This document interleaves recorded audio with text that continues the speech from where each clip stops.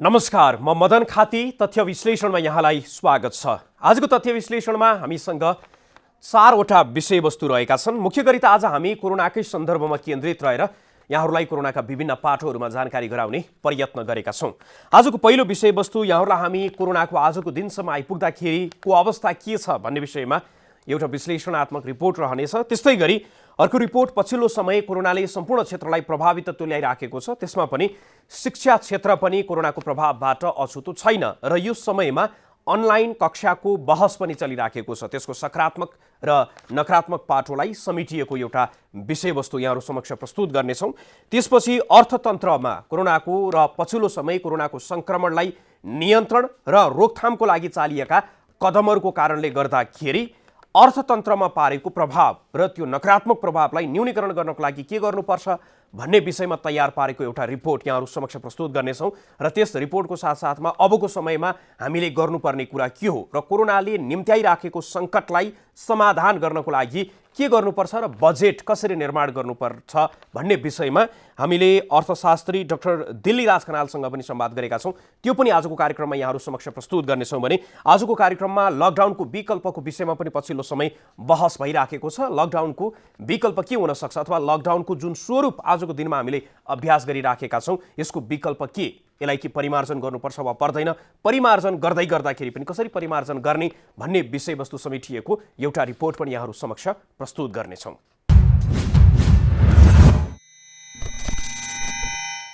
दर्शकवृन्द, अब आजको पहिलो विषयवस्तुतर्फ यहाँहरूको ध्यान आकृष्ट गराउन चाहन्छौँ। आजको पहिलो विषयवस्तु कोरोनाको पछिल्लो अवस्थाको विषयमा रहेको छ र कोरोनाको कारणले गर्दाखेरि नेपालमा पहिलो पटक सङ्क्रमित भेटिएपछि आजको दिनसम्मको अवस्थामा कति सङ्क्रमित भेटिए र उनीहरूको अवस्था के छ भन्ने विषयमा तयार पारिएको यो रिपोर्ट अबको क्रममा।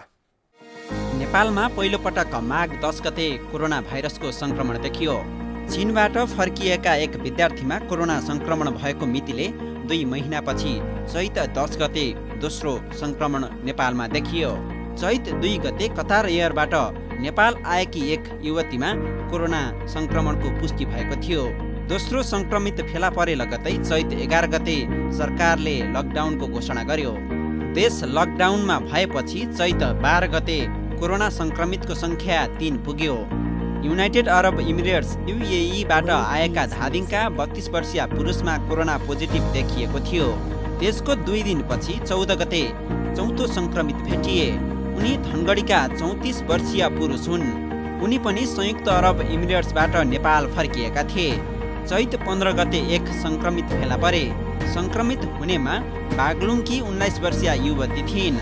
सरकारले घोषणा गरेको पहिलो चरणको लकडाउन चैत 18 गते सकिँदै गर्दा सङ्क्रमितको सङ्ख्या 5 पुगिसकेको थियो। सरकारले लकडाउनको अवधि बढायो र वैशाख 3 गतेसम्म पुर्यायो। यो अवधिमा सङ्क्रमितको सङ्ख्या 8 पुग्यो। चैत 20 गते बागलुङकै एक 65 वर्षीय महिला कोरोना भाइरस सङ्क्रमित भइन्। चैत 22 गते एकैपटक सुदूरपश्चिममा 3 जना कोरोना भाइरस पोजिटिभ देखिएपछि अब कतै सुदूरपश्चिम नेपालमा कोरोना भाइरस सङ्क्रमणको इपिसेन्टर त हुने होइन भन्ने प्रश्न पनि जन्मियो। 2077 सालको पहिलो दिन वैशाख 1 गते नेपालमा थप 2 जनामा कोरोना भाइरसको सङ्क्रमण देखियो। कैलालीको लम्कीचुहा नगरपालिका एक भरुवाकी 65 वर्षीय महिलामा र रौतहटमा 19 वर्षीय पुरुषमा कोरोना देखियो। वैशाख 2 गते काठमाडौँको पेप्सीकोला टाउन प्लानिङ स्थित सनसिटी अपार्टमेन्टमा बसोबास गरिरहेका 2 जनामा कोरोना भाइरस सङ्क्रमणको पुष्टि भएपछि राजधानीमा पनि त्यसले चिन्ता बढायो। एकै परिवारका 58 वर्षीय पुरुष र 81 वर्षीय महिलामा पोजिटिभ देखिएको थियो। तेस्रो चरणको लकडाउनको अवधिमा नेपालमा सर्वाधिक कोरोना सङ्क्रमित फेला परे। उक्त अवधिमा नेपालमा बसोबास गरिरहेका भारतीय नागरिकमा कोरोनाको सङ्क्रमण देखिएको थियो। वैशाख 5 गते एकै दिन 14 जनामा कोरोना भाइरसको सङ्क्रमण पुष्टि भएको थियो। उदयपुरमा 12 र चितवनमा 2 गरी 14 जनामा कोरोना भाइरसको सङ्क्रमण देखिएको हो। मन्त्रालयका अनुसार उदयपुरका 12 जना पुरुष हुन् र 4 जना 28 वर्षीय, 1 जना 34, 19, 26, 22, 25, 20, 40 र 29 वर्षीय भारतीय नागरिक हुन्। यता चितवनमा 27 वर्षका पुरुष र 63 वर्षीय महिलामा कोरोना भाइरस देखिएको हो। वैशाख 9 गते उदयपुरमा थप 10 जनामा कोरोना भाइरसको संक्रमण देखियो। यता उदयपुरमै वैशाख 10 गते थप 3 संक्रमित भेटिए। उनीहरू तीनैजना त्रियुगा नगरपालिका झुल्केका 24, 60 र 72 वर्षीय व्यक्तिहरू हुन्। वैशाख 11 गते भोजपुर र धनुषामा एक जना संक्रमित भेटिए। धनुषामा 14 वर्षीय युवामा कोरोना संक्रमण देखियो। यता भोजपुरका एक युवकमा कोरोना पुष्टि भयो। उनी फागुन 30 गते साउदीबाट नेपाल आएका थिए। हाल उनको विराटनगर स्थित कोशी अस्पतालमा उपचार भइरहेको छ। वैशाख 12 गते झापाका 62 वर्षीय पुरुषमा कोरोना भाइरसको संक्रमण पुष्टि भयो। बीपी कोइराला स्वास्थ्य विज्ञान प्रतिष्ठानको प्रयोगशालामा भएको परीक्षण अनुसार उनको कोरोना संक्रमण पुष्टि भएको स्वास्थ्य तथा जनसङ्ख्या मन्त्रालयले जानकारी दिएको छ। वैशाख 14 गते आइतबार थप 2 जना कोरोना संक्रमित पर्साको वीरगञ्जमा भेटिए। उनीहरू दुवैजना 50 वर्षीय पुरुष हुन्। यो सँगै नेपालमा आइतबारसम्म कोरोना संक्रमितको सङ्ख्या 51 पुगेको थियो। वैशाख 14 गते आइतबार थप 3 जनामा कोरोना पोजिटिभ देखियो। उक्त दिन झापा, रूपन्देही तथा बाँकेमा कोरोना संक्रमित फेला परेका हुन्। संक्रमण देखिनेमा झापाका 50 वर्षीय पुरुष, रूपन्देहीका 25 वर्षीय पुरुष र बाँकेको नेपालगञ्जका 60 वर्षीय पुरुष रहेका छन्। वैशाख 16 गते मङ्गलबार रौतहटमा 2 जना व्यक्तिमा कोरोना भाइरसको संक्रमण पुष्टि भयो। उनीहरू 24 र 35 वर्षीय 2 युवक हुन्। त्यस्तै वैशाख 19 गते शुक्रबार थप 2 जनामा कोरोना संक्रमण भेटियो। रूपन्देहीका 25 वर्षका पुरुष र बाँकेको नेपालगञ्जका 60 वर्षका पुरुषमा कोरोनाको संक्रमण देखिएको हो। यो सँगै नेपालगञ्ज कोरोना संक्रमणका लागि नयाँ केन्द्रबिन्दुका रूपमा स्थापित भयो। फलस्वरूप वैशाख 21 गते नेपालगञ्जमा थप 15 जनामा कोरोना संक्रमित फेला परे। सोही दिन वीरगञ्जमा 1 जना गरी आइतबार मात्रै कुल 16 जनामा संक्रमण फेला पर्यो। त्यस्तै मङ्गलबार नेपालगञ्जमै थप 7 जना कोरोना संक्रमित फेला परे। नयाँ थपिएका संक्रमितमा नेपालगञ्ज 8 निवासी 20, 30 र 40 वर्षका 3 पुरुष तथा 9 वर्षीय महिला सहित 32, 34 र 55 वर्षका महिला रहेका छन्। यो सँगै नेपालगञ्जमा मात्रै कोरोना संक्रमितको सङ्ख्या 23 पुगेको छ। वैशाख 23 गते मङ्गलबार दिउँसो 4 बजेसम्मको अध्यावधिक अनुसार नेपालमा कुल कोरोना संक्रमितको सङ्ख्या 82 पुगेको स्वास्थ्य तथा जनसङ्ख्या मन्त्रालयले जनाएको छ।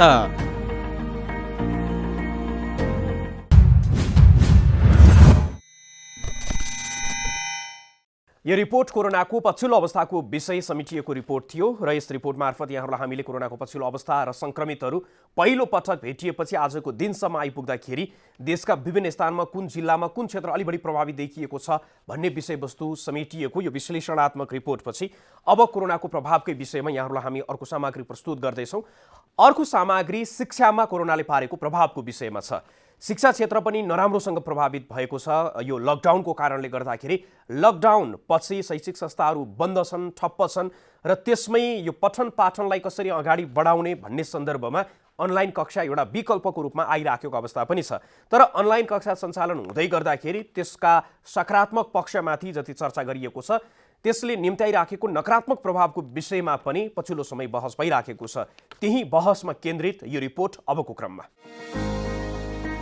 कोरोना भाइरसको संक्रमण रोकथाम तथा नियन्त्रणको लागि देश नै यति बेला लकडाउनमा छ। लकडाउनकै कारण प्राथमिक तहदेखि विश्वविद्यालय तहसम्मको पठन पाठन ठप्प नै छ। अधिकांश विद्यालयले कक्षा 9 सम्मको परीक्षा लिए पनि परीक्षाफल प्रकाशन गर्न सकेका छैनन् भने यसदेखि कक्षा 11-12 हुँदै विश्वविद्यालयले परीक्षा स्थगित गरेको छ र यही अवस्था कहिलेसम्म जाने हो भन्ने पनि यकिन छैन। एकातिर लकडाउनको अवधि अनिश्चित छ भने अर्कातिर लकडाउन सकिएसँगै पनि पठन पाठनलाई सुचारू गरिहाल्ने अवस्था छैन। लकडाउनको कारण अवरुद्ध भएको शैक्षिक गतिविधिलाई आंशिक रूपमा भए पनि गति दिन यति बेला अनलाइन कक्षाको अवधारणा अघि सारिएको छ। आखिर के हो त अनलाइन कक्षा? अनलाइन एजुकेसन चाहिँ अब यो अहिले त बाध्यात्मकारी परिस्थिति छ। त्यो अवस्थाबाट राम्रो सबैभन्दा उत्तम विकल्प यही नै हो, किनभने तपाईँले त अनुशासनदेखि लिएर जब शिक्षक अगाडि आएर बस्नुहुन्छ तपाईँसँग पढ्ने करिकुलम मेटेरियल छ भने त्यसले त अनुशासनमा चाहिँ विद्यार्थीलाई समग्र शिक्षा प्रणालीलाई राख्छ। त्यही भएर यो राम्रो हो। हो। अहिले जसरी अनलाइन मार्फत कक्षा सञ्चालन भइरहेको छ, यसको गुण र दोषको विश्लेषण आवश्यक छ। अनलाइन कक्षा मार्फत एकातिर कोरोनाको सङ्कटको समयमा केही मात्रामा भए पनि सिकाउने कर्मले निरन्तरता पाइरहेको छ, तर अनलाइन कक्षाको लागि आवश्यक पूर्वाधार, यसको प्रभावकारिताको विषयमा भने प्रश्न उठेको छ। के आजको दिनमा सबै विद्यार्थी इन्टरनेट जडित कम्प्युटरको पहुँचमा छन् त? हुन त इन्टरनेटको पहुँच भएकालाई इन्टरनेट मार्फत र अन्यलाई टेलिभिजन, रेडियोको माध्यमबाट पनि कक्षा दिन सकिने बताइएको छ। तर दूरसञ्चारका सबै माध्यमको पहुँच बाहिर हुने विद्यार्थीको सम्बन्धमा के गर्ने? फरक माध्यमबाट दिएको शिक्षाको मूल्याङ्कन विधि के हुने भन्ने प्रश्न पनि रहेको छ।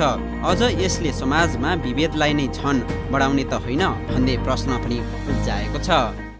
यो चाहिँ अलिकति पहुँच हुने विद्यार्थीहरू र पहुँच नहुने विद्यार्थीहरू बिच चाहिँ ठुलो ग्याप देखिएको थियो। अहिले हाम्रो देशमा तपाईँ हेर्नुहुन्छ करिब 77%, 77% चाहिँ गभर्मेन्ट स्कुलहरू नै छ होइन।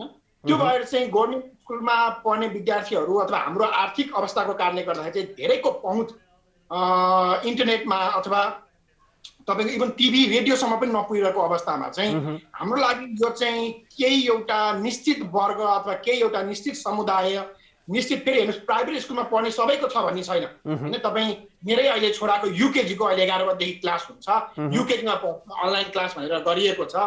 त्यसमा जति विद्यार्थी थिए तपाईँको त्यसमा 10% पनि उपस्थित हुन सकिरहेको हुँदैन। हुन त अनलाइन कक्षा दीर्घकालीन उपाय नहुन पनि सक्छ, तर व्यवस्थित रूपमा सञ्चालन गर्ने हो भने यसका राम्रा पक्ष पनि छन्। विद्यालय व्यवस्थापन र शिक्षकको सक्रियतासँगै विद्यार्थीसँग पनि सिक्ने भोक भयो भने यसको फाइदा पनि उत्तिकै छ, जसले गर्दा पनि होला अनलाइन कक्षाप्रति अभिभावक उत्साहित नै छन्। तर केही विद्यालयले सङ्कटको यस्तो अवस्थामा पनि अनलाइन कक्षालाई शुल्क उठाउने गतिलो बहाना बनाउन खोजिरहेका छन्, जसले अभिभावकलाई चिन्तित बनाएको छ। लकडाउनले आय आर्जन ठप्प भएको समयमा पनि निजी विद्यालयले मासिक शुल्क तिर्न ताकेता गरेपछि अभिभावक चिन्तित भएका हुन्। यो शैक्षिक सत्र सुरु भयो, हामीले समयमै शैक्षिक सत्र चाहिँ सुरुवात गर्यौँ भनेर एउटा मेसेज दिने हिसाबले पनि सञ्चालकजीहरू लाग्नु भएको छ र इभन मैले यहाँलाई धेरै विभागजीहरूले मलाई मेसेज पठाउनु भएको छ। त्यो उहाँहरूलाई चाहिँ फीको स्ट्रक्चर, फीको मोडलको मेसेज पनि गइरहेछ र यति दिनभित्र तिर्न आउनु, फलानु ब्याङ्क मार्फत ई सेवाबाट वा हुन्छ या हाम्रै काउन्टरमा आएर भए पनि, यस्तो चाहिँ डाउनलोड अवस्थामा हाम्रै काउन्टरमा आएर भए पनि निश्चित समयभित्र चाहिँ आफ्नो फी तिर्नुपर्ने चाहिँ फीहरू तिर्न आउनु होला भनेर पनि मेसेज हालिरहेछ।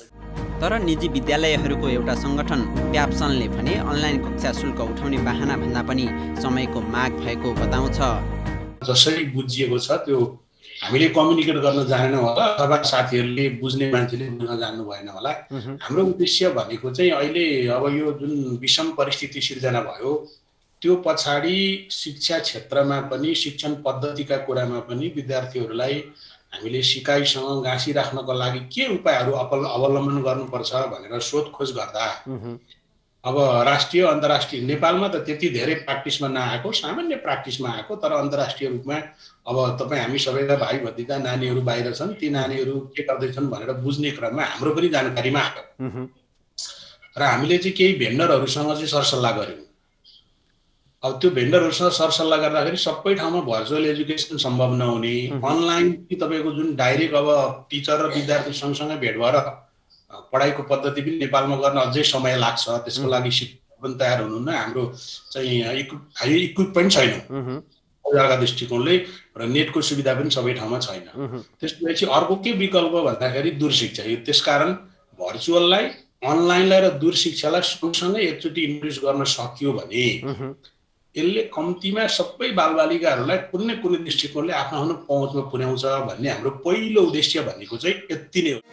अभिभावक, विद्यालय सञ्चालक तथा सरकारवाला अनलाइन कक्षा सञ्चालन गर्न सकारात्मक भए पनि पूर्वाधारको कमीका कारण अन्यलो भने कायमै छ। एकातिर कक्षा सञ्चालन गर्नु बाध्यता र कोरोना संक्रमणको त्रासका बीचको उपयुक्त विकल्प के हो त? शिक्षाविद प्राध्यापक डाक्टर विद्यानाथ कोइरालाको तर्क छ, आत्तिहाल्नुपर्ने अवस्था छैन। अहिले जुन प्रश्नहरू हामीले बनाइरहेछौँ ती प्रश्नहरू भनेर भनेको परम्परागत ढङ्गका हुन्। अब आधुनिक ढङ्गबाट अलिकति क्रान्तिकारी ढङ्गबाट जाने हो भने प्रश्नलाई चाहिँ नि खुला मोडबाट लाने अनि त्यो कुराबाट विद्यार्थीहरूलाई चाहिँ नि जाँच देऊ भनेर भन्ने त्यो अर्को किसिमको मोडको तरिका हुन सक्छ। त्यस्तै गरी चाहिँ तपाईँको विद्यार्थीहरूको आन्तरिक मूल्याङ्कन गर्ने र आन्तरिक मूल्याङ्कनबाटै पास गर्ने, किनभने हामीले अब लेटर ग्रेडिङ प्रणाली भनेर भन्ने चाहिँ लिएका छौँ, क्यासको चिन्तन गरेका छौँ। अब त्यसो भनेपछि शिक्षकले जे नम्बर दियो त्यही नम्बर दिने हो, त्यसलाई खालि प्रमाणपत्र मात्रै दिने हो, त्यो अर्को किसिमको कुराकानी हो। त्यो अर्कोबाट हुनसक्छ। वा अर्को विधि के हुनसक्छ भनेदेखि यो सबै विषयको जाँच लिनु परेन, केही विषयको मूल विषय जाँच लिने, त्यो जाँच गरेर लिए पनि हुन्छ। 10-11मा पढ्दै गरेर लिए पनि हुन्छ, 12मा पढ्दै गरे पनि हुन्छ। यो बेलामा विद्यार्थीको यति ल्याकत रहेछ भनेर भन्ने थाहा पाउने हो। त्यस्तो किसिमको कम्प्रिहेन्सिभ जाँच लिने किसिमको अर्को विधि हुन सक्छ। कोरोना सङ्कटको समयमा पाठ्यक्रममा आधारित भएर नै सिक्नुपर्छ भन्ने छैन, बरु नीति निर्माताले यो सङ्कटलाई अवसरको रूपमा लिँदै हाम्रा पाठ्यक्रम, पठन पाठनको पद्धति र मूल्याङ्कन विधिमा सुधार गर्नतर्फ लाग्नु आवश्यक छ। अहिले हामीले यहाँ बनाएको सामग्री मात्रै पठाउने किसिमको हिसाबले शिक्षकलाई र प्राध्यापकलाई भैया बनाउनु हुँदैन भन्ने दृष्टिकोणमा राख्छु। शिक्षकलाई नै चुनौती के गर्नुपर्छ भने तपाईँको पाठको निम्ति कस्तो खालको सामग्री बनाउन सकिन्छ तपाईँ सोध्नु। प्राध्यापकलाई नै भन्नुपर्छ के बनाउन सक्नुहुन्छ, बरु ती सामग्रीहरू बनाएर एक ठाउँमा जम्मा गरिदिनु। त्यो पालिकामा गरे पनि हुन्छ, प्रदेशमा जम्मा गरे पनि हुन्छ, विश्वविद्यालयमा वा स्कुलमा कहाँ जम्मा गर्ने हो जम्मा गरौँ। जम्मा गरेपछि ती मध्येका कुन चाहिँ सरकारले को उद्देश्यलाई पुरा गर्छ, कुन चाहिँले सरकारको उद्देश्यलाई अप्ठ्यारो पार्छ, अनि तपाईँले भन्नुभएको जस्तो मूल्याङ्कनमा अप्ठ्यारो पर्ने चाहिँ कुन होला, जानकारी होला, त्यसलाई छानेर कार्यान्वयन गर्न सकियो भने सजिलै सकिन्छ। आजको दिनमा जनताको स्वास्थ्य नै पहिलो प्राथमिकता हो। विद्यालय बन्द भए भन्दैमा चिन्तित हुनुभन्दा पनि यस सङ्कटलाई अवसरको रूपमा बदल्नको लागि नीति निर्माता लाग्नु आवश्यक छ।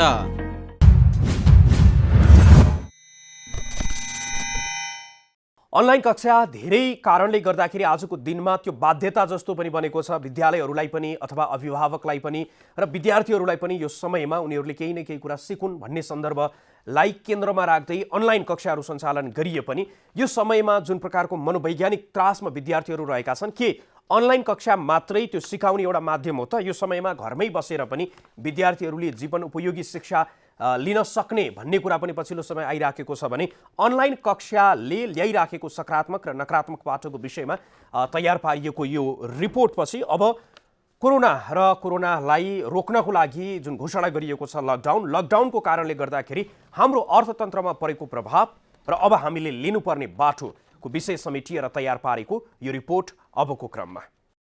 आर्थिक वर्ष 2076-77 को बजेट सार्वजनिक हुँदा नेपालले 8.5% आर्थिक वृद्धि दरको लक्ष्य राखेको थियो।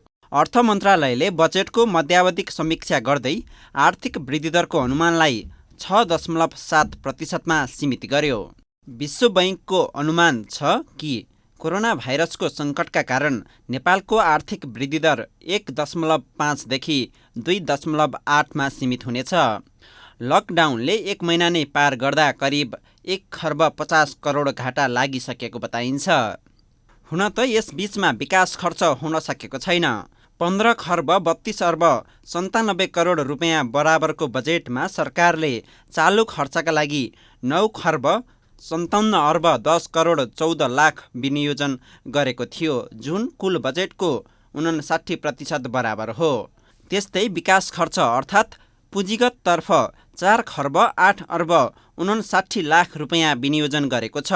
चालु आर्थिक वर्षमा 9.81 करोड 83 लाख रुपियाँ राजस्व उठाउने बजेटको लक्ष्य छ। यसरी हेर्दा चालु खर्च सोचे जति हुने भए पनि विकास खर्च र राजस्व निर्धारित लक्ष्य भेट्टाउन निकै कठिन छ, जसले आगामी वर्षको बजेटको आकारलाई समेत खुम्च्याउन सक्ने बताइएको छ। यता लकडाउन कति समय लम्बिने हो भन्ने अझै निश्चित छैन। आयातमुखी नेपाली अर्थतन्त्रको सबैभन्दा डरलाग्दो अवस्था यति बेला देखिन सक्छ जति बेला भारतमा लकडाउन निरन्तर लम्बिरहन्छ।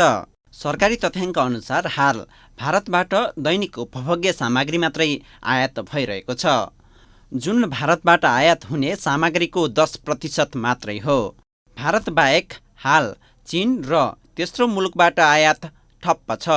यसले राजस्व सङ्कलन, उपभोग तथा वितरण प्रणालीलाई तहस नहस पार्छ। माग र आपूर्तिको डोरी चुडिन्छ। फेरि माग र आपूर्तिको डोरी जोड्ने काम नै अबको कठिन काम हुनेछ। के आन्तरिक उत्पादन बढ्ला?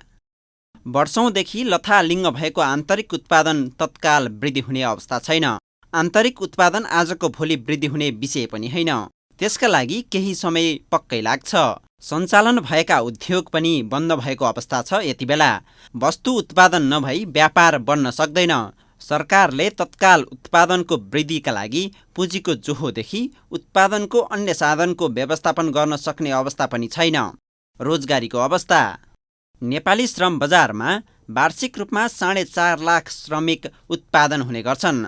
अर्थतन्त्रका जानकार बताउँछन् कि भारतबाट अब 5 लाख र खाडीबाट 10 लाख नेपाली नेपाल फर्कन्छन्।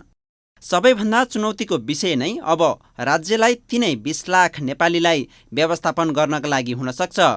कोरोनाका कारण अब भारतमा 40 लाख भारतीय गरिबीको रेखामुनि आउने विश्लेषण भइरहेको छ। त्यसको फलस्वरूप लाखौं नेपालीले मजदुरी गर्दै आएका नेपालीहरू नेपाल नै फर्कन बाध्य हुनेछन्। नेपालको श्रम बजारमा हरेक साल करिब 4.5 लाख मान्छे युवाहरू श्रम बजारमा प्रवेश गर्छन्। अब 1 वर्षभित्र हामी कहाँ भारतबाट आउने 5 लाख, विदेशबाट आउने 10 लाख, नेपालबाट उत्पादन हुने 5 लाख गर्दाखेरि त 20 लाख नयाँ श्रमिकहरू पैदा हुन्छन्। तिनीहरू हाम्रा 700वटा गाउँपालिकाहरूमा पुग्दा तिनीहरूले एउटै गाउँपालिकामा 3500-4000 मान्छे पुग्छन्। 700वटा पालिकाहरूमा, गाउँपालिका होइन, नगरपालिका र गाउँपालिका गरेर पुग्दा अब ती 3500-4000लाई दिने काम के भन्दा सबैले हल्ला गरेर कृषि कृषि कृषि कृषिले 4000 मान्छेलाई एउटा गाउँमा अहिले काम दिन सक्दैन। कृषिले दिएको काम 365 दिने हुँदैन, अथवा हप्तामा 1 दिन 2 दिन हुन्छ। अब मान्छेले के गर्छ? अब त्यो मान्छे क्यारम बोर्ड खेलेर दिन बिताउँदैन। अब त्यो मान्छेले सोच्न थाल्छ।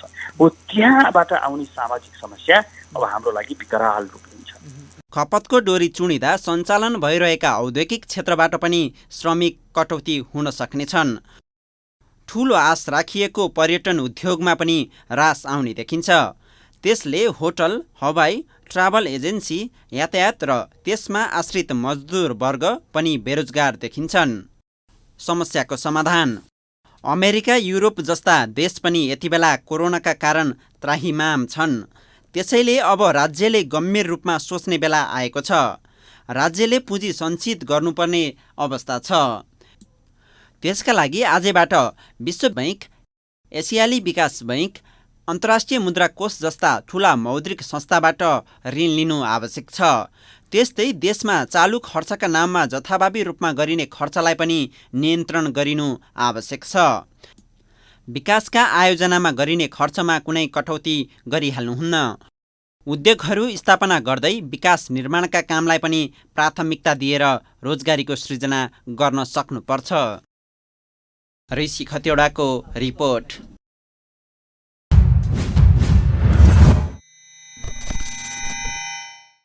दर्शकवृन्द, यहाँहरूलाई हामी अर्थतन्त्रको पछिल्लो अवस्था, त्यस्तै गरी कोरोनालाई रोक्नको लागि लकडाउनको घोषणा र त्यसले अर्थतन्त्रमा पारेको प्रभावको विषयमा विश्लेषणात्मक तरिकाले समावेश गरिएको र प्रस्तुत गरिएको यो रिपोर्टपछि हामीले पछिल्लो समय सरकार यति बेला बजेट निर्माणको काममा पनि लागिराखेको छ। संवैधानिक व्यवस्था नै छ, जेठ 15 गते बजेट ल्याउनु पनि पर्छ र त्यही विषयवस्तुमा खास गरी अब हामीले यो कोरोनाले ल्याइराखेका विभिन्न प्रभावहरूलाई न्यूनीकरण गर्नको लागि कस्तो बजेट आवश्यक छ, अर्थतन्त्रलाई पूर्ववत अवस्थामै फर्काउनको लागि र कमभन्दा कम नोक्सान होस् र आजको दिनमा अर्थतन्त्रलाई पुनर्जीवन दिनको लागि हामीले कस्तो बजेट ल्याउनुपर्छ भन्ने विषयमा हामीले अर्थशास्त्री डाक्टर दिलीराज खनालसँग संवाद गरेका थियौँ। त्यो संवाद अबको क्रममा। स्वाभाविक रूपमा तपाईले भन्नुभयो जस्तै अहिले जुन किसिमको हामी सङ्कट, यो महामारीले जुन किसिमको सङ्कट ल्याएको छ, त्यो सङ्कटले पारेका असर प्रभाव, त्यसमा पनि तात्कालिक र कतिसम्म कसरी जाला यद्यपि त्यो कुरा अनिश्चित छ, त्यसलाई समेत चाहिँ नि हृदयङ्गम गरेर त्यसको पृष्ठभूमिमा मलाई लाग्छ कि त्यो सङ्कटलाई कसरी समाधान गर्ने र अनि क्रमशः अर्थतन्त्रलाई चाहिँ नि कसरी उकासेर लिएर जान सकिन्छ भन्नेतिर नै बजेटको सम्पूर्ण ध्यान दिनुपर्छ भन्ने मलाई लाग्छ। त्यसो भनिरहँदा अहिले हामी मूलभूत रूपमा चाहिँ तपाईँको कोरोनाको चाहिँ महामारीले ल्याएको एउटा त स्वास्थ्यसँग सम्बन्धित चाहिँ सङ्कट भयो, त्यसैसँग चाहिँ लकडाउन र तपाईँको जुन किसिमको सोसल डिस्टेन्सिङ छ त्यसले ल्याएको चाहिँ एउटा एक प्रकारले मानवीय सङ्कट भन्नुहोस्। धेरै मान्छेहरू जो श्रम गरेर खान्थे वा विभिन्न उद्योग व्यवसाय वा अरू पेसामा चाहिँ नि रोजगारी वा अरू ढङ्गले खान्थे ती सबैको चाहिँ नि रोजीरोटी चाहिँ नि समाप्त भएको छ। हातमुख जोड्ने उनीहरूलाई चाहिँ ठुलो समस्या छ। दोस्रो कुरा त्यसो भएको हुनाले पनि मैले यसलाई एक प्रकारले मानवीय सङ्कट भनेर भन्ने गर्छु। र तेस्रो चाहिँ अर्को अन्तर सम्बन्धित के हो भनेदेखि चाहिँ यो अर्थतन्त्रमा आएको चाहिँ सङ्कट हो। सबै कुरा लकडाउन भएको हुनाले स्ट्यान्ड स्टिल छ। उद्योगहरू व्यवसायहरू अझ हाम्रो अर्थतन्त्रको जुन किसिमको प्रकृति जुन किसिमको चाहिँ ढाँचा काचा छ त्यसले थप रूपमा अर्थतन्त्रमा चाहिँ रेमिटेन्स आउने घट्दै गएको छ। त्यसले सरकारको राजस्व चाहिँ कम भइदै गएको छ। त्यसका कारणले सरकारको खर्च गर्ने क्षमता एकातिर कम गएको छ भने अर्कोतिर तपाईँको पर्यटनदेखि लिएर थुप्रै उद्योग व्यवसाय र अझ केही अध्ययनहरूले चाहिँ पछिल्ला अध्ययनहरूले देखाइरहेका छन् यो बेलामा के भएको छ भनेर तिनले चाहिँ नि साना उद्योग व्यवसायहरू एकदमै तपाईँको साह्रै ठुलो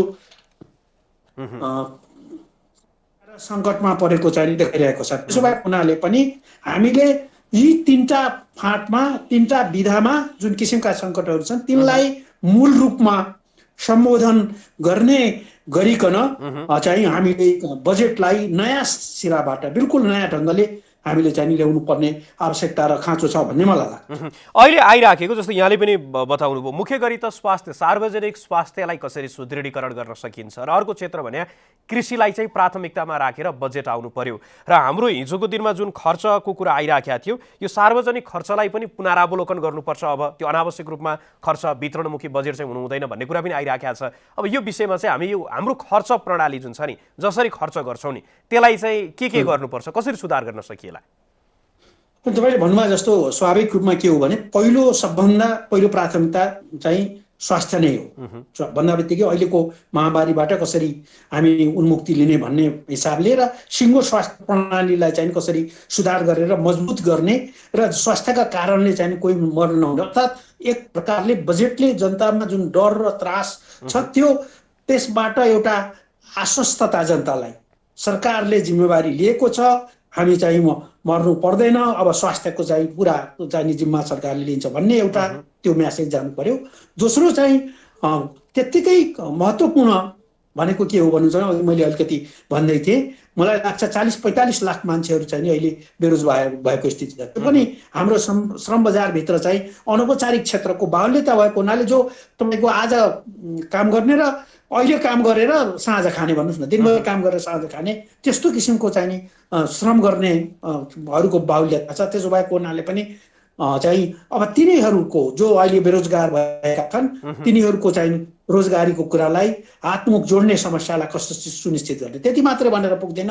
आपूर्ति व्यवस्था तपाईँको वितरणको व्यवस्थालाई ठोस र प्रभावकारी बनाएर उनीहरूको पहुँच खाद्यदेखि लिएर दैनिकीमा कसरी पुग्ने भन्ने कुरा चाहियो। र तेस्रो अहिले तपाईँले उठाउनु भएको जस्तो मलाई लाग्छ कि अर्थतन्त्रलाई विकासको निम्ति पहिलो कुरा भइसकेको छ। सरकारले एउटा वित्त उत्प्रेरणाको चाहिँ फिस्कल स्टिमुलसको एउटा प्याकेज चाहिँ ल्याउनै पर्छ। मलाई लाग्छ अब चाहिँ बजेटकै त्यो हिस्साको रूपमा आउन थालेको छ भनेर हामीले बुझिरहेको छौँ। उद्योग र व्यवसायको क्षेत्रमा पर्यटनको क्षेत्रमा जहाँ सबभन्दा बढी असर परेको छ कृषिमा परेको छ तिनीहरूलाई एक प्रकारले राहत दिने उकास्ने गरिकन चाहिँ एउटा समानान्तर स्पेसल प्याकेज चाहिँ चाहिन्छ। अर्कोतिर जुन अघि हामीले भनेका छौँ त्यो गर्नको निम्ति पनि जुन किसिमको पैसा र स्रोत चाहिन्छ कातीय स्रोत घटिरहेको छ। त्यसो भएको हुनाले यो बेलामा तपाईँको सिङ्गो खर्च प्रणालीलाई चाहिँ नि आम रूपमा चाहिँ नि सुधार गर्नु। यद्यपि हामीले जस्तो म आफै तपाईँ खर्च प्रबन्धन आयोगको अध्यक्ष हुँदाखेरि हामीले जुन प्रतिवेदन दियौँ त्यसमा चाहिँ सिङ्गो प्रणालीगत रूपमै अहिले हामीले हेरेको 3-4वटा पक्ष थियो।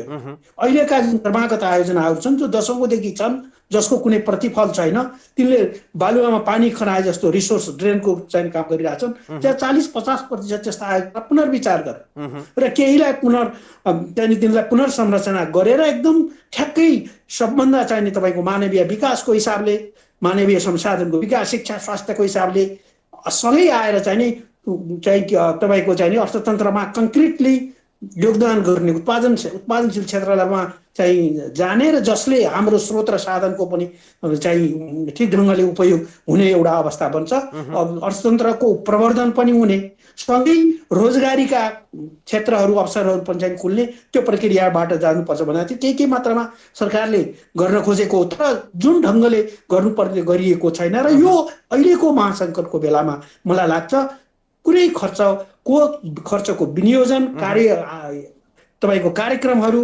आयोजनाहरूलाई चाहिँ नयाँ ढङ्गले पुनर्संरचना गर्ने र ठोस प्राथमिकीकरण गरेर अनुत्पादन फजुल त्यो खर्चको हिसाबले पनि यहाँ चाहिँ के छ भन्नुहुन्छ भने साधारण प्रकृतिको चालु खर्चको चाहिँ एउटा मापदण्ड क्राइटेरिया बनाएर खर्च गर्न चलन पनि छैन। अहिले 27-28% जिडिपीको 27-28% भन्दा बढी चाहिँ तपाईँको चालु खर्च भइरहेको एउटा स्थिति छ। अर्कोतिर पुँजीगत छुट्याउने त्यो पनि ठिक ढङ्गले टाइममा खर्च नहुने गर्दाखेरि हामी यसै पनि चाहिँ यो ढङ्गको चरित्रको अर्थतन्त्र चल्दैन। यहाँले उल्लेख गर्नुभयो नि फजुल र अनुत्पादक क्षेत्रको खर्च चाहिँ हामीले आजको दिनमा त्यसलाई रोक्नुपर्छ भन्दै गर्दाखेरि अलि जनताले बुझ्ने भाषामा चाहिँ कहाँनिर फजुल खर्च हामीले गरिराखेका छौँ, कुन खर्च जुन चाहिँ अनुत्पादक क्षेत्रमा चाहिँ सरकारले गरिराखेको छ त्यो चाहिँ बन्द गर्नुपर्छ, कुन अलिक बुझ्ने भाषामा?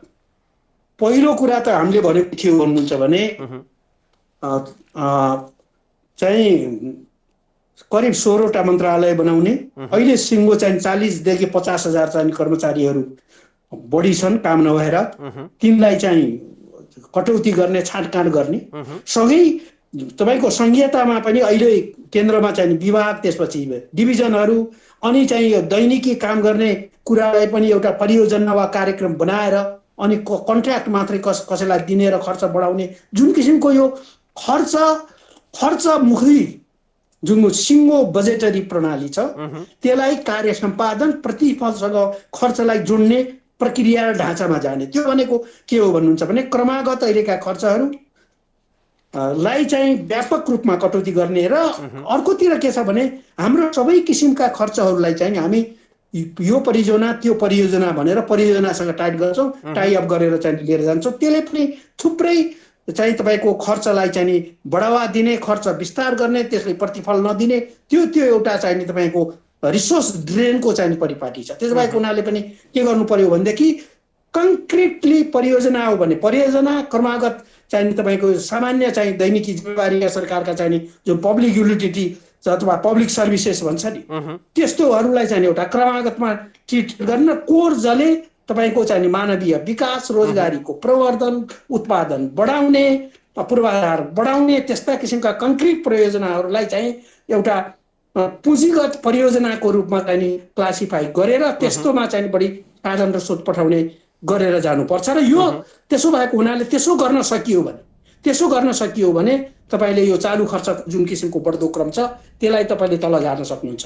र सँगै अहिले चाहिँ यो संहितामा के पनि देखिएको छ भने प्रदेश र स्थानीय तहमा पनि जुन ढङ्गले एउटा ठोस मापदण्ड ठोस एउटा क्राइटेरियाको हिसाबले चाहिँ खर्च गर्ने साधारण प्रकृतिको खर्च गर्ने सबै कतिपय आयोजना परियोजनाहरू पनि जुन ढङ्गले खर्च गर्ने गरिएको छ त्यसमा पुरै रिभ्यू गर्ने, कटौती गर्ने, स्ट्रिमलाइन गर्ने र तपाईँको प्रतिफलसँग जोडेर कार्यक्रम र परियोजनाहरूलाई लिएर जाने त्यो नयाँ परिपाटीबाट जानको निम्ति चाहिँ एउटा ठोस सुधारको ठोस परिवर्तनको ठोस पुनर्संरचना खाँचो छ। त्यसो भयो भने तपाईँले जाने धेरै मात्रामा अहिलेको जुन किसिमको खर्च जुन ढङ्गले हुने गरिरहेको छ त्यसमा 25-30% त न्यूनतम रूपमा तपाईँले खर्च कटौती गरेर जान सक्ने स्थिति र अवस्था हुन्छ भन्ने मलाई अहिले अर्को आइराखेको त्यति महत्त्वपूर्ण कुरा चाहिँ यो लकडाउनकै स्थितिले पनि भुकमरी र बेरोजगारीलाई चाहिँ बढावा दिइराखेको भन्ने कुरा छ।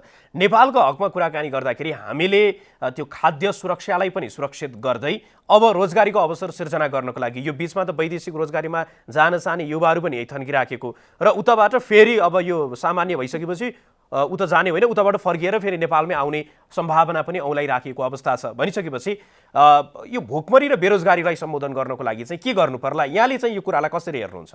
अहिलेको जुन हामीले अलिकति चर्चा गरिरहेका थियौँ मैले कृषि अर्थतन्त्रको चाहिँ रिभाइभ गर्ने कुरा गरेँ। त्यो अर्थतन्त्रको रिभाइभ गर्दाखेरि एउटा त अघि मैले भनेको स्टिमुलस प्याकेज चाहियो, त्यो एउटा पाटो भयो। अर्को सरकारले गर्ने जुन किसिमको खर्च छ अथवा रकमको विनियोजन गरेर विन्यास गरेर जुन किसिमको जहाँ तपाईँको खर्च बजेटरी प्रणाली छ त्यसमा चाहिँ आधारभूत रूपमा परिवर्तन गर्नु पर्यो र अहिलेको विश्वव्यापी जुन यो अहिलेको सङ्कटले हाम्रो आफ्नो चाहिँ थप चाहिँ विशिष्ट अनुभवले पनि के प्रमाणित गर्यो भने जो हिजोदेखि हामीले भन्दै आएका थियौँ अब चाहिँ तपाईँले मुलुकलाई हाम्रा स्रोत र साधनहरूलाई अधिकतम रूपमा प्रयोग गर्ने र हाम्रो अर्थतन्त्रलाई चाहिँ अर्थतन्त्रको आन्तरिक क्षमता व्यापक रूपमा बढाउने, व्यापक रूपमा बढाएर एउटा आत्मनिर्भर अर्थतन्त्रतर्फ मुलुकलाई चाहिँ डोराएर लिएर जानुपर्ने। अब त विश्वव्यापीकरणको यो जुन ढङ्गको अहिलेसम्म चाहिँ आइरहेको यो बिचमा त्यो ढङ्गले अब जाने स्थिति छैन। तपाईँको व्यापार सम्बन्ध, आर्थिक सम्बन्ध वा चाहिँ अरू प्रकारका विश्वव्यापी जुन किसिमका सम्बन्धहरू जुन परिपाटी छ त्यसमा ठुलो परिवर्तन हुने स्थिति छ र तदनुरूप हामीले पनि हामीलाई चाहिँ समायोजन गरेर लिएर जानुपर्ने थप खाँचो र चुनौती चाहिँ यसले सिर्जना गरेको छ। त्योभन्दा बित्तिकै के हो भन्नुहुन्छ भने तपाईँले ग्रामीण कृषि अर्थतन्त्र, साना उद्योग र व्यवसाय र अरू प्रकारले चाहिँ तपाईँको रोजगारी पनि सिर्जना गर्ने, जनताको आय र क्रय शक्ति पनि बढ्ने, त्यो ढङ्गले नयाँ ढङ्गले तपाईँको कृषिसँग जोडेर साना अथवा औद्योगिकरण र अनि यो औद्योगिकरण ती उत्पादनसँग सम्बन्धित क्षेत्रहरूलाई चाहिँ प्रवर्धन गर्नेतिर चाहिने पूर्वाधारदेखि लिएर अरू सेवा चाहिने सुविधाहरूलाई पनि एकैसाथ अगाडि बढाएर लिएर जाने, त्यो नयाँ ढाँचाबाट, नयाँ रूपबाट जानुपर्ने छ। र यो संहिता अनुरूप चाहिँ संविधानले जुन किसिमको अधिकारहरू तपाईँको तल दिएको छ तिनलाई अधिकतम रूपमा उपयोग गर्दै यो केन्द्रले माथि अठ्याउने परिपाटीलाई अन्त्य गर्दै त्यो अधिकार अनुरूप चाहिँ हामीले जानुपर्छ र त्यो क्रममा चाहिँ हाम्रा चाहिँ संस्थागत क्षमताहरू, प्राविधिक क्षमताहरूलाई पनि सँगै बलियो बनाएर जाने त्यो रणनीति सहित चाहिँ बजेट आउनुपर्छ भन्ने मलाई लाग्छ। उहाँ हुनुहुन्थ्यो अर्थशास्त्री डाक्टर दिल्लीराज खनाल। उहाँसँग हामीले अर्थतन्त्रमा परेको प्रभाव र त्यसको साथसाथमा अब हामीले लिनुपर्ने बाटोको विषयमा संवाद गरेका थियौँ। र अन्त्यमा यहाँहरूलाई हामी पछिल्लो समय लकडाउनको जुन स्वरूप हामीले अभ्यास गरिराखेका छौँ यसमा परिमार्जन गर्नुपर्ने भन्ने कुरा पनि आइराखेको छ। लकडाउनको अहिलेकै अभ्यासले गर्दाखेरि रोगबाट त हामी बच्न सकिएला, तर भोकबाट कसरी बच्ने भन्ने कुरा पनि आइराखेको छ। त्यसकारणले गर्दाखेरि लकडाउनको विषयमा र यसको स्वरूप कसरी परिवर्तन गर्न सकिन्छ अथवा आजको दिनमा यो लकडाउनलाई परिवर्तन गर्नुपर्ने हो कि होइन भन्ने विषयमा तयार पारिएको यो रिपोर्ट अबको क्रममा। कोरोना भाइरसको संक्रमण नियन्त्रण तथा रोकथामको लागि सरकारले घोषणा गरेको लकडाउन लम्बिएसँगै यसको स्वरूपबारे पनि अब बहस सुरु भएको छ।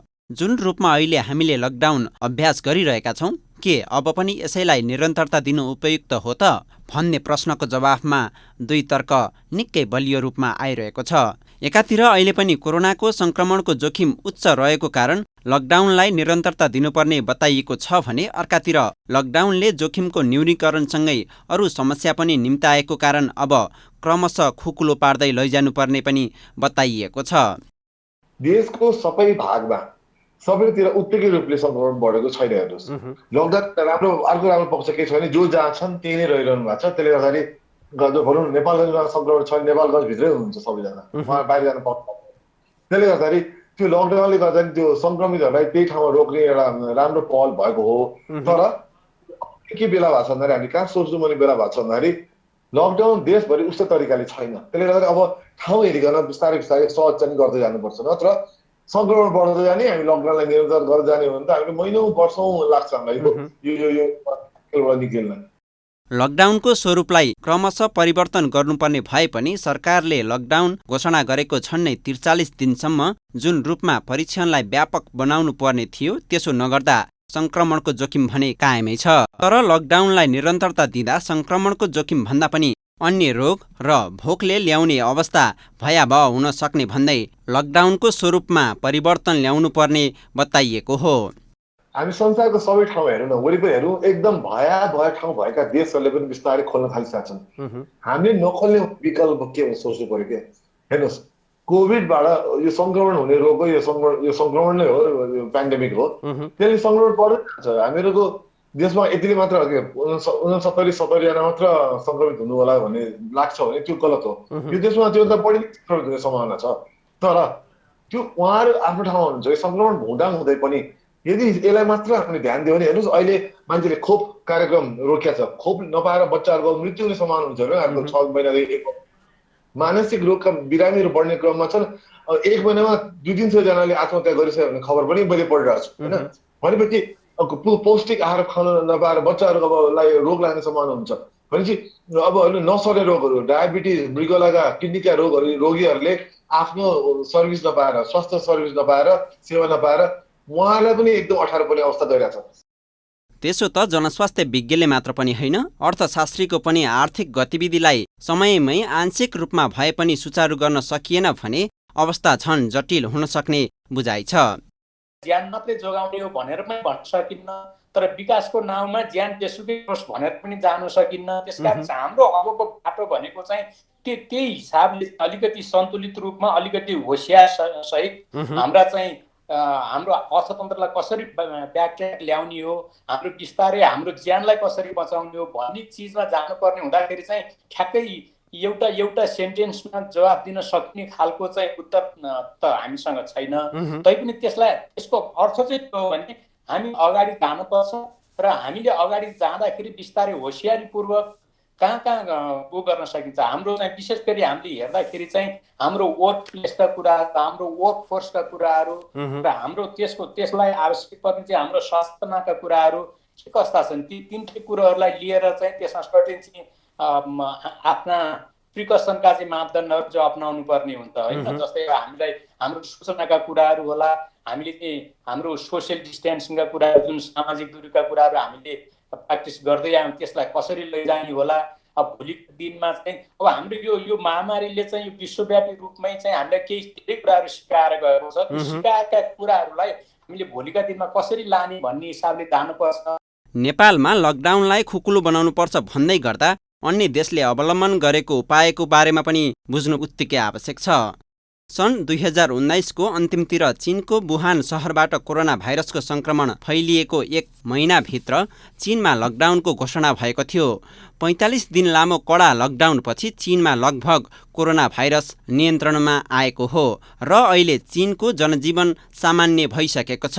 आखिर चीनमा कोरोना भाइरस नियन्त्रण कसरी सम्भव भयो त? लकडाउन कोरोना नियन्त्रण गर्न चीनले पहिलो रणनीतिका रूपमा लियो र कोरोना संक्रमण देखिएका स्थानलाई पूर्ण रूपमा लकडाउन गर्यो र लकडाउन निकै कडा थियो। चीनले सङ्कटकाल घोषणादेखि सैनिक परिचालनसम्म गर्यो, जसले गर्दा लकडाउनलाई पूर्ण रूपमा कार्यान्वयन गर्न चीन सफल भयो। लकडाउनको समयमा चीनले परीक्षणलाई व्यापक बनायो र उसले परीक्षणको क्रममा संक्रमण देखिएकालाई एक्ल्याउनेदेखि संक्रमितको सम्पर्कमा आएकालाई खोज्ने र एकान्तवासमा पठाउने कार्यलाई पनि तीव्रता दियो र कोरोनाका बिरामी उपचार गर्न 1000 शय्याको अस्पताल 9 दिनमै तयार गर्यो, जसले गर्दा पनि उपचारलाई निकै सहज बनायो र कोरोना भाइरसको संक्रमण नियन्त्रण र रोकथामको लागि उक्त उपायले रामबाडकै काम गर्यो। चीनले कोरोना भाइरस नियन्त्रण गर्न सबैभन्दा महत्त्वपूर्ण साधनका रूपमा डिजिटल प्रविधिको पनि उपयोग गर्यो। उसले अनलाइनबाटै विद्यालय सञ्चालन गर्नेदेखि अनलाइनबाटै स्वास्थ्य सुविधा पनि प्रदान गर्यो। फलफुल, खाद्यान्न जस्ता दैनिक उपभोग्य सामग्री पनि अनलाइनबाट नै अर्डर तथा होम डेलिभरीको व्यवस्था गर्यो, जुन उपायले संक्रमणको जालो टुटाउन मद्दत गर्यो भने चीनले प्रविधिको प्रयोग गर्दै आफ्ना नागरिकमाथि निगरानी पनि राख्यो। यो त चीनले कोरोनालाई नियन्त्रण गर्न चालेको कदम भयो, तर जापान, दक्षिण कोरियाले अलि फरक रूपमा कोरोना भाइरसको संक्रमण नियन्त्रणको प्रयास गरिरहेका छन्। जापानले लकडाउनको घोषणा नै नगरी अर्थतन्त्रलाई चलायमान बनाएको छ। त्यस्तै दक्षिण कोरियाले पनि कोरोना नियन्त्रणमा राखेको छ। नेपालमा भने लकडाउनको अवधिमा PCR प्रविधिबाट करिब 14,000लाई मात्रै परीक्षण गरिएको छ।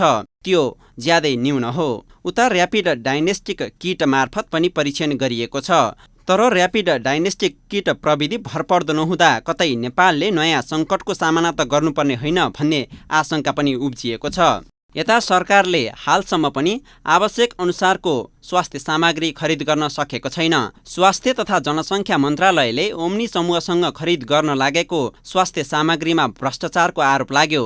त्यही काम हाल नेपाली सेनालाई दिइएको छ, तर सेनाले अत्यावश्यक स्वास्थ्य सामग्री अहिलेसम्म ल्याएको अवस्था छैन। निरन्तरको लकडाउनले अर्बौं नोक्सान भइसकेको छ। लकडाउनको मोडालिटी कस्तो हुने अब राज्यले गम्भीर रूपमा सोच्ने बेला आएको छ।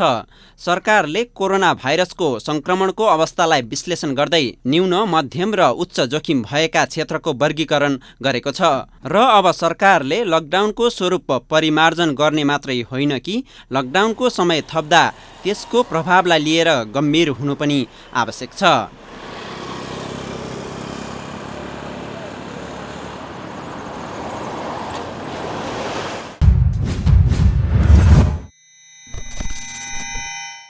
दर्शकवृन्द, लकडाउनको पछिल्लो अवस्था र यो स्वरूप परिवर्तन गर्नुपर्छ कि पर्दैन भन्ने विषयवस्तु समेटिएको यो विश्लेषणात्मक रिपोर्टसँगै आजको लागि तथ्य विश्लेषणलाई निर्धारित समय सकिएको छ। जनताद्वारा जनताका लागि प्रसारित जनता टेलिभिजन हेरिरहनुहोस्। नमस्कार।